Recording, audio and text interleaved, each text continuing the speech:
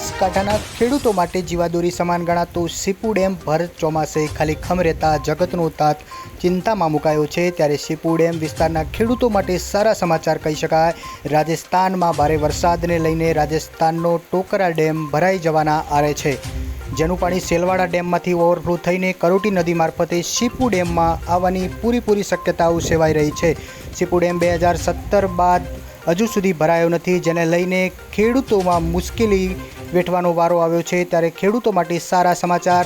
રાજસ્થાનના સેલવાડા ડેમમાંથી પાણી પ્રસાર થઈ સીપુ ડેમમાં આવવાની પૂરેપૂરી શક્યતાઓ સેવાઈ રહી છે।